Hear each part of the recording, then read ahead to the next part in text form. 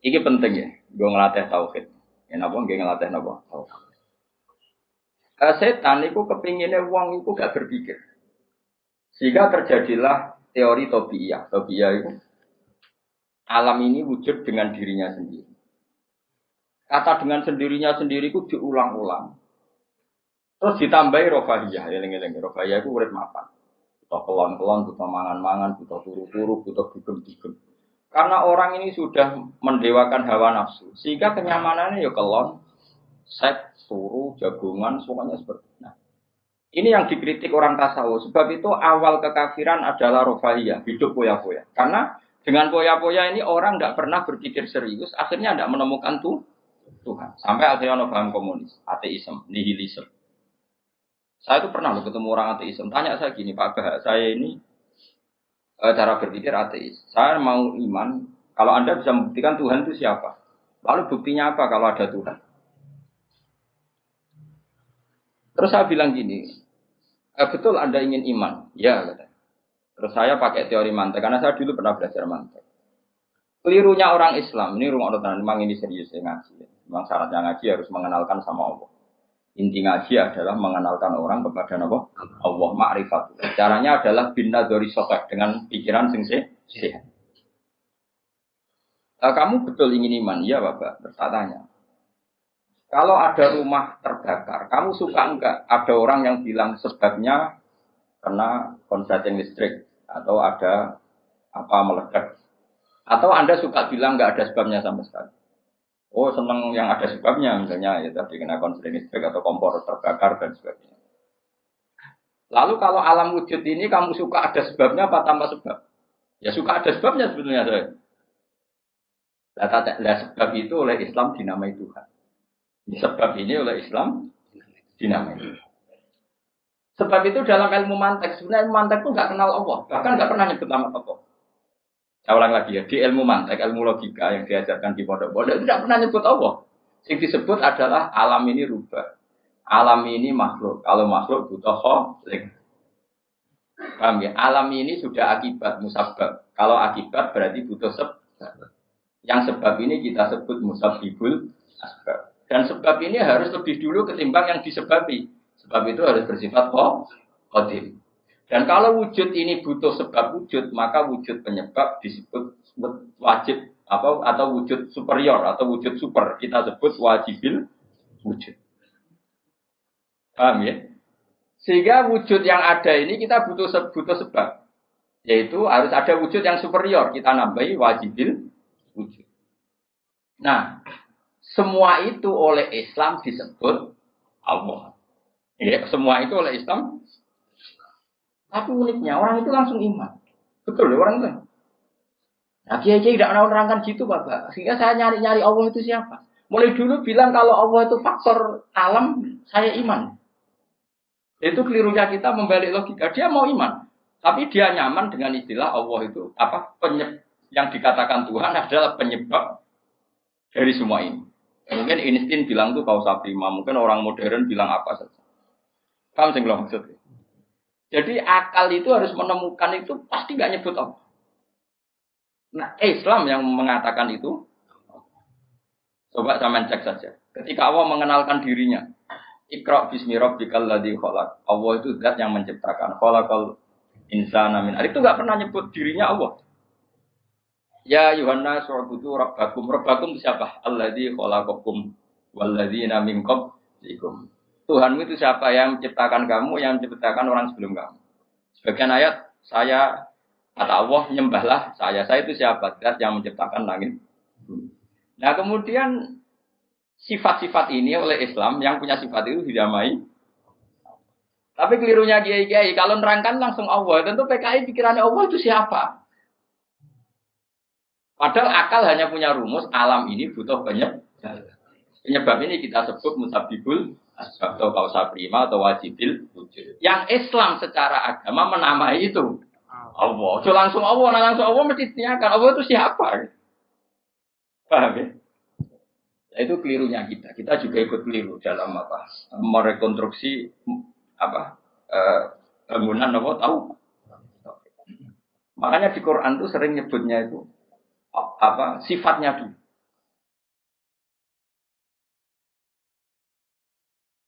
Ini penting saya utarakan. Jadi ini penting sekali ya karena nanti sampean senajan to muridku, kalau muridnya Mbah Mun, muridnya Bapak, nanti muridnya Nabi, nanti ketemu mungkar nakir.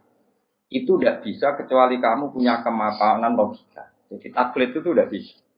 Karena mungkar nakir itu kayak pegawai KPU, jadi nak takut itu tebak-tebakan.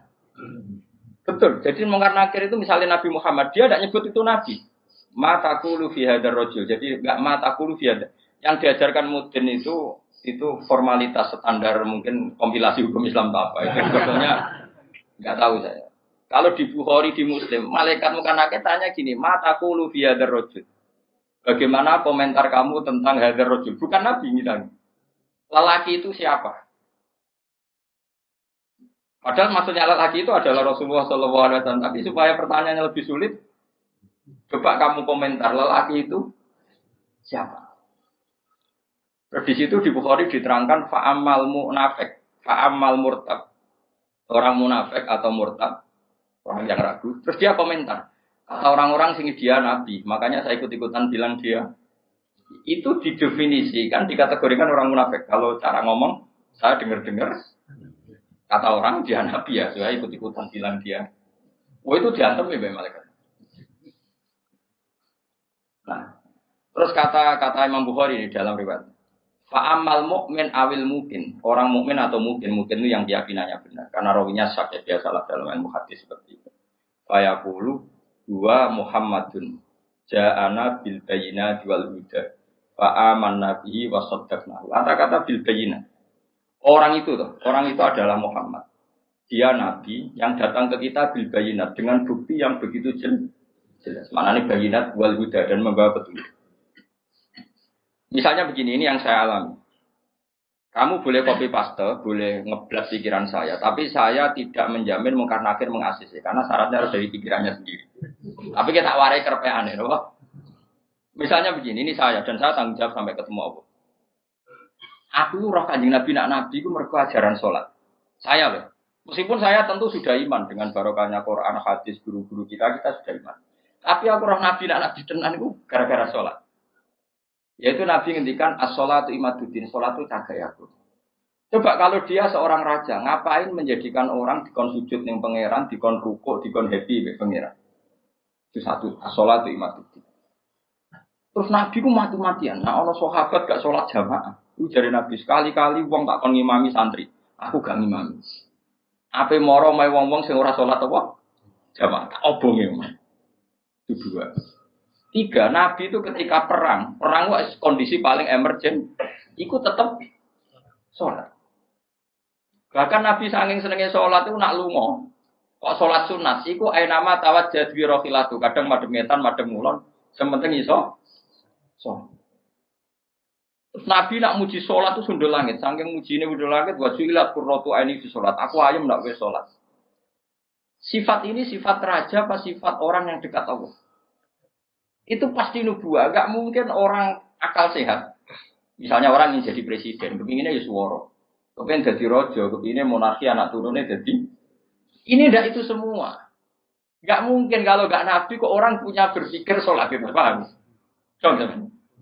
Jadi gak mungkin ide sholat itu kalau gak keluar dari seorang nabi. Dan itu dibuktikan perang ya sholat, bahkan beliau mewajibkan angger wong ijo nyawane wajib. Raiso ngadeg luguh, raiso luguh, laya-laya, raiso mengkas-mengkis lah, sholat ning atine. Pokoknya yang berbau sholat bahkan nggak ditoleransi ditinggal sama sekali karena ini hubungan manusia dan Tuhan dan Allah. Saya pikiran gue sederhana, orang mungkin mau di pikiran gue kok gak nabi gue gak. Apa Einstein punya pikiran gitu? Isaac Newton misalnya, atau tokoh dunia Aristoteles, Plato, meskipun Iso sudah menemukan benda ini relatif. Ya mesti relatif.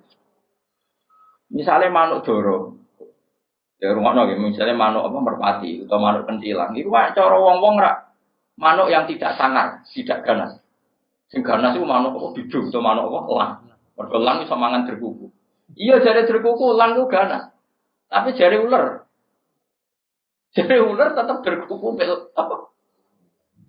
Orang itu sing manuk-manuk lemah itu, empret yo ganas, ngomongnya korban. Ya tak? Lah iya, itu kan sesuatu nama pasti nisbi. Wedhus iku ora ganas dibanding macan. Tapi jare kuman-kuman ular-ular sing urip ning turi ganas wedhus kok dipangan sak. Ya santung-untung ngene kok.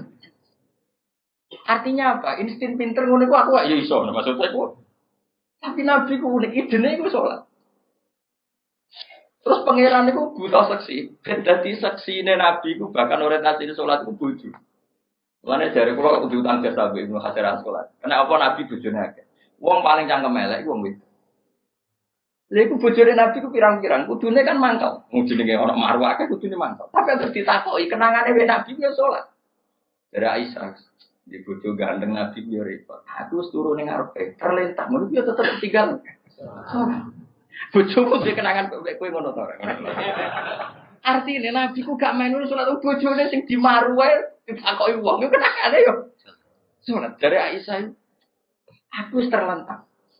Bahkan kuntu bene yadehi kal janazah. Nabi pas salat aku ning ngarepe kok Aisyah wae terus yo. Nah kok bojomu kowe ra mbok terusno kan ana sebabe gitu. Nek tak mbok terusno sebabe apa kira? Elek judes elek melarat sebuah ngono. Iku jare Aisyah, aku terlentang kok jenazah. Nabi ngadeg, aku tak jujurno. Nabi nak salat suwi.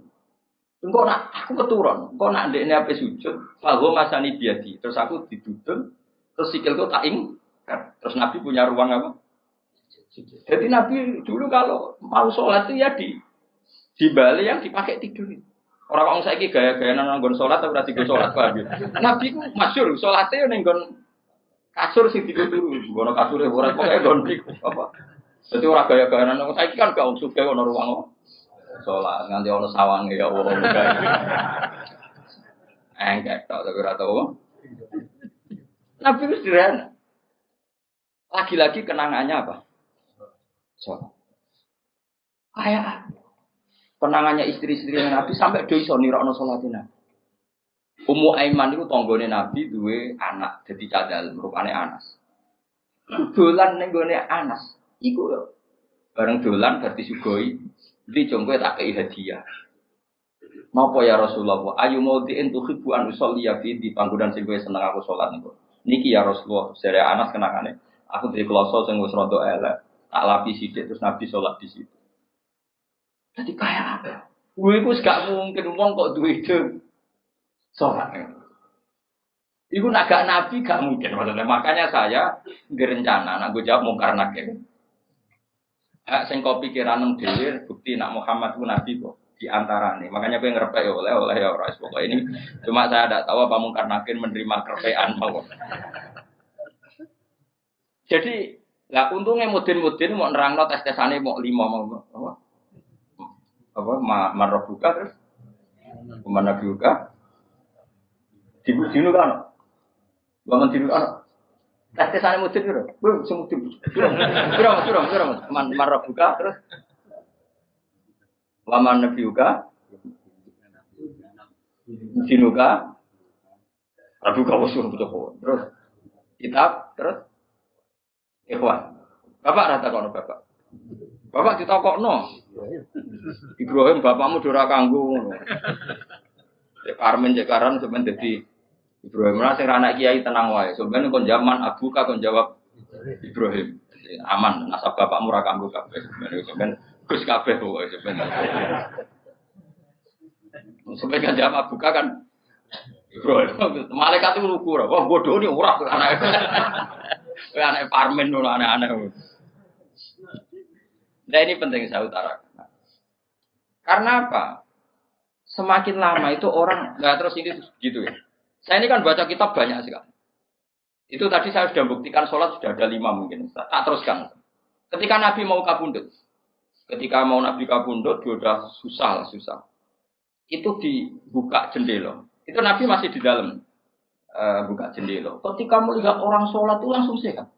Ternyata ketika beliau sakit, orang semua di masjid tetap sholat. Masyhur kenangannya Aisyah, kenangan Sayyidah Fatimah. Fastana rawaju wasur rawaju. Nabi baru nggak sholat berdoa, semua nangis pot. Ternyata aku sukses jadi Nabi waktu sholat. Semua nangis pot. Padahal beliau sakit. Sudah usi barok, sudah pakai belenggu, sudah di kepalanya sudah di asbu, sudah dimasuk, sudah di. Akhirnya apa?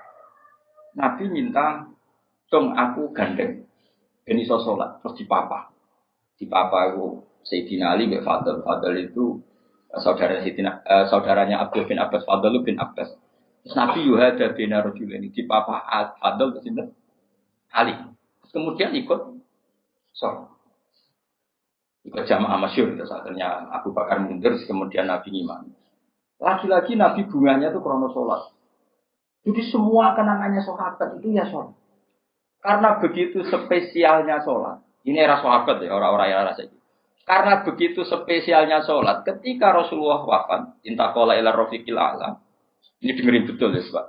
Paling enggak kita pernah punya pikiran kayak orang waras.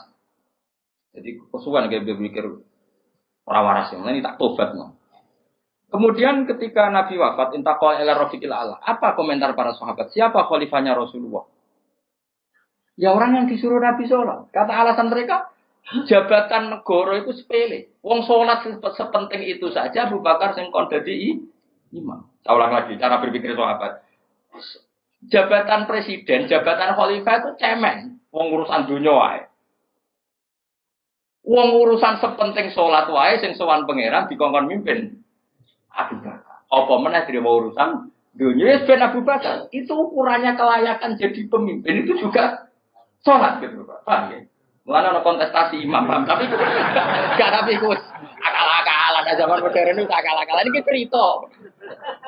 Mulanya tak kau itu zaman sahabat terus akiasno.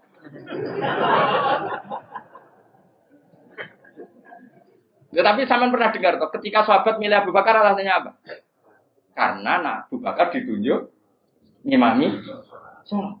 Terus pikiran mereka sholat sepenting itu saja oleh Rasulullah diridakno dipimpin Abu Bakar. Dia juga khalifah Abu Bakar.